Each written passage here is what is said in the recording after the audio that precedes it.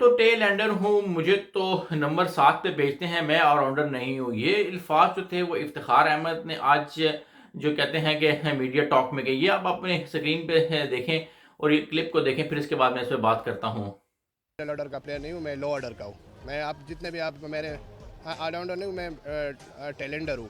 क्योंकि आप जब देखते हो तो मैं 7वें 8वें नंबर पे खेलता हूँ। और अगर आप दुनिया में आप देखते हैं ऑलराउंडर और जो मिडल ऑर्डर का बैट्समैन होता है वो 5वें छोटे 4 या 5 नंबर पे खेलते हैं। मैं 7वें 8वें नंबर पे खेलता हूँ, तो आई थिंक मैं अपने आप को टेलेंडर समझता हूँ।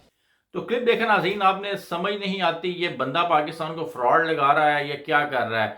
यही हमारे मुल्क का एक अलमिया दिखाई देता है। किसी भी आप जिसे कहते हैं कि इदारे में देख लें, जब आप फ्लॉप होते हैं तो आप अपने आप को बैक कर लेते हैं और फिर कोई और स्टेटमेंट दे देते हैं। ओ भाई, तू पिछले 10 सालों से तू खेल रहा है, आप तुम नंबर 5 पे भी खेले हो, 6 पे भी खेले हो, 7 पे भी खेले हो।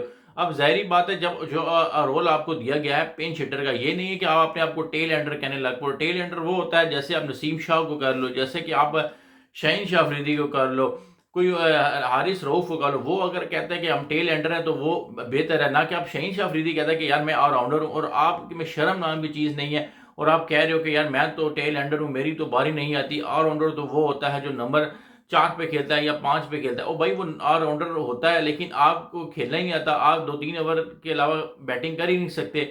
तो ये काफ़ी ज़्यादा पाकिस्तान की टीम का अलमिया है जो हमें इन चीज़ों से को गुजरना पड़ता है। इसके बाद चलते हैं नाजरीन इंग्लैंड के और श्रीलंका के मैच पे। एक तारीख रकम की है, श्रीलंकन प्लेयर्स ने 10 साल के बाद कोई टेस्ट मैच जीता है। 2014 में लास्ट टाइम उन्होंने टेस्ट मैच जीता था और आज जो है वो उन्होंने फिर एक दफ़ा इंग्लैंड को ओवल में हराया है, 8 विकेटों से हराया। ये बहुत बड़ी चीज़ है। निशानका की 127 रन की ज़बरदस्त इनिंग्स थी।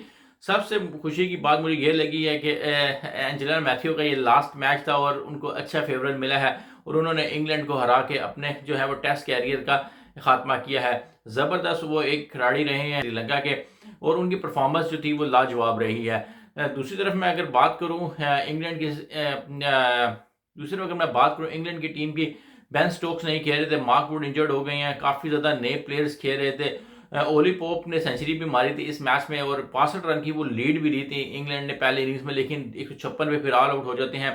तो ये वो चीज़ें थी जो छोटी छोटी हैं। श्रीलंकन जो जब से जिसे कहते हैं संजय जयसूर्या कोच बने हैं, उन्होंने इंडिया को 27 साल के बाद इंडिया में जाके भी हराया है। कोई ओडीआई सीरीज हराई है, जिसे कहते हैं कि उसके बाद अब ये उन्होंने कारनामा सर अंजाम दिया है कि इंग्लैंड को इंग्लैंड में टेस्ट मैच भी हरा दिया है। ज़बरदस्त परफॉर्मेंस चल रही है, लेकिन इस हार के बाद इंग्लैंड जो है वो पॉइंट्स टेबल पर जिसे कहते हैं कि वो स्लिप करके नंबर 6 पे चला गया है। तो इंग्लैंड को काफ़ी ज़्यादा अब एफर्ट की ज़रूरत है अगर उन्होंने फाइनल में जाना है, अदरवाइज उनका जाना बहुत मुश्किल दिखाई दे रहा है। इसके बाद बात कर लेते हैं कल अब आईसीसी के जो है वो डेलीगेशन जो है वो पाकिस्तान आ रहा है चैंपियंस ट्रॉफी की जो है वो चीज़ें चेक करने के लिए, ग्राउंड्स को देखने के लिए, सिक्योरिटी को देखने के लिए। मुझे लगता नहीं कि पाकिस्तान में चैंपियंस ट्रॉफी हो पाएगी और ये एक जिसे कहते हैं कि प्री प्लान्ड जिसे कहते हैं मिशन था कि पाकिस्तान में चैंपियंस ट्रॉफी ना हो। मोहसिन नकवी ने मुझे लगता है कि इंडिया के साथ मिली भगत करके जो ग्राउंड्स को रेनोवेट करने का प्लान बनाया और जिसे कहते हैं कि लास्ट मोमेंट में बनाया। और भाई हम 3-4 महीनों में ग्राउंड नहीं बना सकते, ये एक कंफर्म बात है।